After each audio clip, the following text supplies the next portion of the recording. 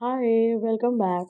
So, today we are going to start with this new topic, which is the basic introduction to statistics. So, इस video में we are going to cover the basic definition, importance, and limitations of statistics in psychology. So, if you are related to field of psychology, ये topic आपके लिए काफ़ी काफ़ी important होने वाला है और मैं अभी ये बिल्कुल बेसिक से स्टार्ट करने वाली हूँ द बेसिक इंट्रोडक्शन एंड आगे हम और भी टॉपिक्स को डील करेंगे. सो पहले इस वीडियो में हम समझते हैं कि स्टैटिस्टिक्स का मीनिंग क्या है in psychology. So statistics refers to a branch of mathematics that deals with the collection, organisation, analysis, interpretation and presentation of data. तो ये तो वेबस्टर की बेसिक से डेफिनेशन थी जहाँ पे उन्होंने बोला कि एक मैथमेटिक्स का ब्रांच है स्टैटिस्टिक्स, जहाँ पे हम डेटा को कलेक्ट करते हैं, ऑर्गेनाइज करते हैं, एनालाइज करके इंटरप्रेट करते हैं और फिर उसको प्रेजेंट करते हैं. साइकोलॉजी में हम सेम चीज़ को यूज़ करते हैं टू एनालाइज बिहेवियरल डेटा, जिससे कि हम कंक्लूजन ड्रॉ कर पाएँ अबाउट एनी साइकोलॉजिकल फिनोमेना. ठीक है? तो इसका पर्पस क्या हुआ? ये हमें टूल्स प्रोवाइड करता है जिससे कि हम डेटा को समराइज़ कर पाएँगे, पैटर्न्स को आइडेंटिफ़ाई कर पाएँगे, हाइपोथेसिस टेस्ट कर पाएँगे और प्रेडिक्शंस बना पाएँगे. अब समझते हैं, डेटा को समराइज़ करना है, ठीक है? पैटर्न्स आइडेंटिफ़ाई करने हैं, यानी कि बिहेवियरल स्टडी हम कर सकते हैं, इससे कॉन्क्लूजन्स ड्रॉ कर सकते हैं, यानी कि इन्फरेंसेस बना सकते हैं, प्रेडिक्शंस बना सकते हैं. हाइपोथेसिस क्या होती है? एक टेंटेटिव प्रेडिक्शन हमें देता है बेसिकली. जैसे कि जैसे मान लीजिए आप कोई भी 2 चीज़ों के बीच में रिलेशनशिप स्टडी कर रहे हो, ठीक है? जैसे कि आपने जितना ड्यूरेशन हम पढ़ाई कर रहे हैं, इससे हमारे एकेडमिक परफॉर्मेंस में क्या इफ़ेक्ट आता है? ये 2 चीज़ों के बीच का रिलेशन हो गया, जितनी ज़्यादा पढ़ाई कर रहे हैं, उतना अच्छा मेरा एकेडमिक परफ़ॉर्मेंस है और जितनी कम पढ़ाई कर रहे हैं, उतना ही पुअर मेरा एकेडमिक परफ़ॉर्मेंस है. तो ये जो मैंने एक प्रेडिक्शन बनाई, ये कहीं न कहीं एक टेंटेटिव प्रेडिक्शन है. ज़रूरी नहीं है वो चीज़ एकदम 100% ट्रू प्रूव हो या रॉन्ग प्रूव मतलब राइट प्रूव हो या ऐसे. तो जो ये प्रेडिक्शन बनाया, ये कहीं न कहीं हाइपोथेसिस है. अभी जब और अच्छे से एक्सप्लेन करूँगी मैं, तो आपको एक इसका बेसिक डेफिनिशन दे दूँगी, which will help you in writing in exams and आपके अंडरस्टैंडिंग के लिए भी. तो अभी हम ये बात कर लेते हैं कि स्टैटिस्टिक्स की डेफिनेशन क्या है. अब अगर हम डिस्क्रिप्टिव स्टैटिस्टिक्स को देखते हैं, तो डिस्क्रिप्टिव स्टैटिस्टिक्स में हमें ऐसे मेथड्स मिलते हैं जिससे कि हम एक सेट ऑफ डेटा को समराइज कर पाएँ और उसे डिस्क्राइब कर पाएँ. जैसे कि अगर हम मीन का इस्तेमाल कर रहे हैं, मीडियन इस्तेमाल कर रहे हैं, मोड कर रहे हैं, यानी कि या फिर स्टैंडर्ड डेविएशन चेक कर रहे हैं, तो अब मीन, मीडियन, मोड ये चीज़ें हमने बेसिक एलिमेंट्री मैथ्स में पढ़ी हुई है, ठीक है? मीन मतलब कि एवरेज निकालना, मीडियन मतलब कि कॉमन पॉइंट, मीडियम वाला पॉइंट निकालना, मोड मतलब कि जो मैक्सिमम लिमिट है वो निकालना और स्टैंडर्ड डेविएशन मतलब कि मीडियन से उसका कितना ज़्यादा वो डेविएट हो रहा है. ठीक है? अभी जब आप आगे और डिटेल में अलग से ये टॉपिक्स पढ़ोगे, तो आपको और ईज़ी होगा समझने में. बट अगर अभी आप सिर्फ़ स्टैटिस्टिक्स की डेफिनिशन एक तरीके से समझो या उसमें देखो कि कौन से 2 टाइप के हैं, तो एक डिस्क्रिप्टिव स्टैटिस्टिक्स होता है, एक इन्फ्रेंशियल स्टैटिस्टिक्स होता है. इन्फ्रेंशियल स्टैटिस्टिक्स क्या होता है? यहाँ पे कुछ ऐसी टेक्निक्स होती हैं जिससे कि हम इन्फरेंसेस या फिर प्रेडिक्शंस बना सकते हैं, किसी भी एक पॉपुलेशन के बारे में based on a sample data. अब अभी आपको डाउट आएगा सैंपल डेटा क्या है? सैंपल डेटा ये है कि जैसे आप एक पूरे लार्ज पॉपुलेशन पे तो आप स्टडी नहीं कर सकते। तो आप एक जो पूरे पॉपुलेशन को रिप्रेज़ेंट कर सके, उसमें से आप कुछ-कुछ 2-3 इंडिविजुअल्स को कलेक्ट करते हो, एक अपना सैंपल साइज़ बनाते हो, जो कि उस पूरे पॉपुलेशन को रिप्रेज़ेंट करेगा। तो हम क्या करते हैं, हम उस सैंपल पे स्टडी करते हैं और फिर उस डेटा को, उस रिज़ल्ट को हम पूरे पॉपुलेशन पे जनरलाइज़ कर देते हैं।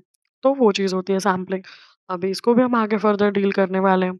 बट जैसे आप इसके एग्ज़ाम्पल में समझो, तो टी टेस्ट का इस्तेमाल करना या फिर अनोवा का इस्तेमाल करना, रिग्रेशन एनालिसिस, ये सारे इन्फ्रेंशियल स्टैटिस्टिक्स होते हैं. अब हम ये समझते हैं कि साइकोलॉजी में स्टैटिस्टिक्स इम्पोर्टेंट है क्यों? तो सबसे पहले तो ऑब्जेक्टिव एनालिसिस के लिए, यानी कि ये हमें हेल्प करेगा कि हम अपने साइकोलॉजिकल डेटा को, जो हमारा क्वालिटेटिव डेटा है, ठीक है? क्योंकि साइकोलॉजिकल डेटा जो हमें मिलता है इंटरव्यूज़ के थ्रू, सर्वे मेथड्स के थ्रू या जो भी हमने पढ़ा हुआ है, ठीक है? रिसर्च मेथोडोलॉजी में, तो वहाँ पे हमें ये चीज़ पता चलती है कि जो भी क्वालिटेटिव डेटा हमारे पास है, उसको हम और ज़्यादा क्वांटिटेटिव फॉर्म में कन्वर्ट कर सकते हैं, जिससे कि हम एक ऑब्जेक्टिव एनालिसिस निकाल पाएँ, सब्जेक्टिव एंड ऑब्जेक्टिव. तो यहाँ पर हम ऑब्जेक्टिव एनालिसिस की बात कर रहे हैं. हाइपोथेसिस टेस्टिंग यानी कि रिसर्चर को अलाउ करता है कि वो अपने हाइपोथेसिस को टेस्ट कर पाए और फिर साइकोलॉजिकल थ्योरीज को एक वैलिडेशन मिल सके, उन्हें वैलिडेट कर पाए। जनरलाइजेशन में हेल्प करेगा, यानी कि हम अपनी अंडरस्टैंडिंग्स को, it will facilitate understanding of how findings from a sample may apply to a larger population, यानी कि कैसे हमारी जो अंडरस्टैंडिंग है एक सैम्पल से रिलेटेड, हम उसको एक बड़ी पॉपुलेशन पे कैसे जनरलाइज कर सकते हैं।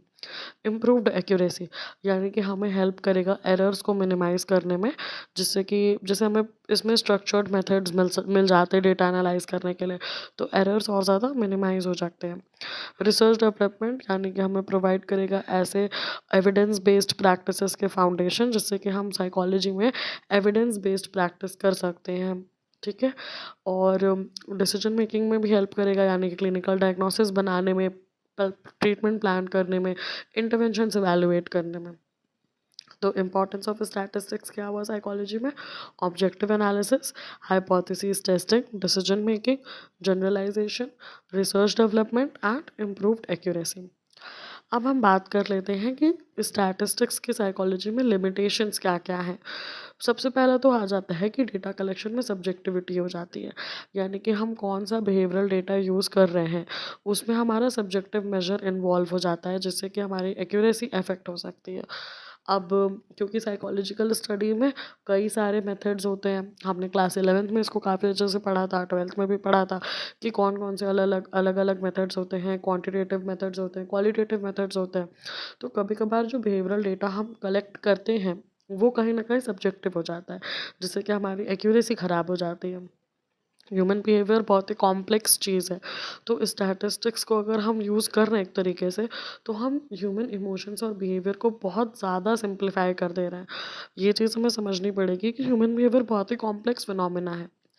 एथिकल कॉन्स्ट्रेंट्स आ जाते हैं, यानी कि लिमिटेशंस आ जाती हैं कि एक्सपेरिमेंटल मैनिपुलेशन तो नहीं हुआ है, और अगर हुआ है तो फिर वो हमारे स्टडी को भी रिस्ट्रिक्ट कर देगा।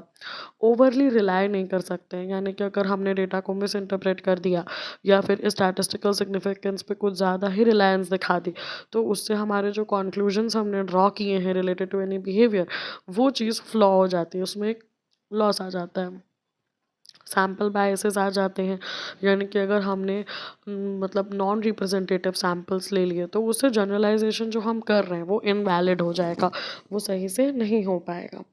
सो आई होप आपको इस चैप्टर में ये 3 टॉपिक्स अच्छे से क्लियर हो गए होंगे कि what is statistics, the basic introduction, meaning and definition of statistics, and उसका यूज़ क्या है साइकोलॉजी में, क्यों इम्पॉर्टेंट है, उससे रिलेटेड क्या क्या अलग से लिमिटेशंस हो सकते हैं साइकोलॉजी में when we are using statistics.